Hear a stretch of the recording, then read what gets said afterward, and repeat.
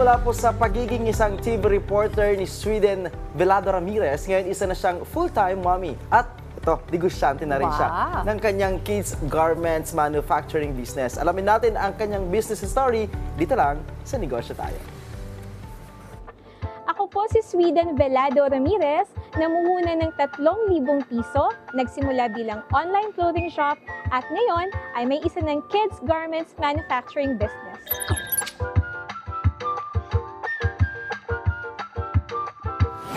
Sa totoo lang, nagsimula to, katuwaan ko lang kasi may anak akong girl, toddler siya, tapos hindi ako mahilig bumili ng mga mamahalin na damit pambata. Kasi syempre, being a practical mom, di ba ang bilis lumaki ng mga bata. So, mas gusto kong bumibili ng mga mura lang na damit pambata, pero maganda naman yung quality. So, pag nakakakita ako ng mga ganong klaseng budol, natutuwa ako. Tapos iniisip ko, siguro meron ding mga magulang na gustong suotin itong mga sinusuot ni Tala na mura lang pero maganda naman. Ang puhunan ko, nung nag-start ako bumili ng stocks, 3,000 pesos. So, sa halagang 3,000 piso, inubos ko yon, pinambili ko yun ng stocks, pinipicturean ko, binibenta ko online, tapos nasa sold out. Meron akong kinukuhaan ng mga supplier ng mga damit pambata. Hindi naman pare-pareho yung suppliers na kinukuhaan ko. Kaya dahil ganun, hindi rin pare-pareho yung quality ng gawa. Sabi ko, naku, pagka hindi pantay-pantay yung quality, parang magsasuffer naman yung brand value ng Talat Wings. So, doon ngayon nag-start na, what if nga kaya, ako na lang mismo yung gumawa ng damit, ba't hindi kami magkaroon ng pagawaan ng mga damit pambata? Dahil nga ako ay dating reporter at newscaster dito sa PTV, masasabi ko na I have very strong research skills. Pinag-aralan ko yung ins and outs ng garments manufacturing industry. May advocacy kasi kami. Ako, di ba, mommy, ganyan. Gusto kong kumita ng extra, gusto kong magkaroon ng sideline. So, sinubukan kong i-offer din yun sa mga kapwa ko, nanay. Kaya, may resellers kami dito sa Philippines, may resellers din kami abroad. Nakakatuwa kasi merong ibang mga mommy nagbibigay sa amin ng personal feedback and testimonial nila na because of Talat Wings, nakapagbayad sila ng kanilang utang.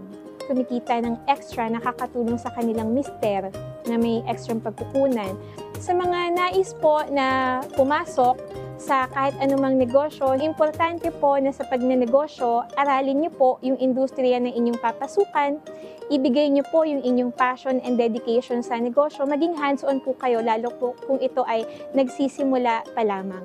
And I always tell my team, if you love what you do, if you love your work will love you back.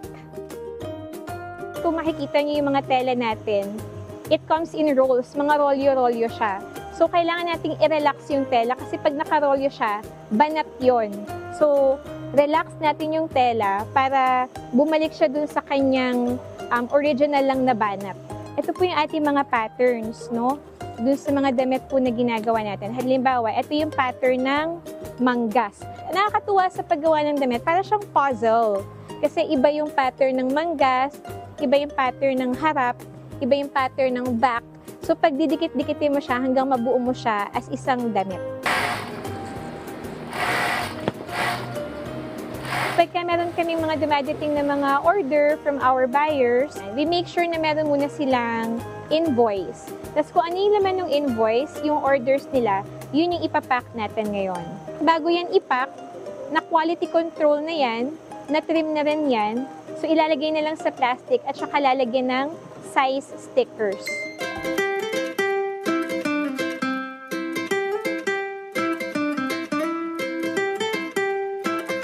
Sa pagnenegosyo, kapag ibinigay mo ang iyong sipag, tiyaga at puso, ay paniguradong babalik yun sa'yo. Tara, negosyo tayo!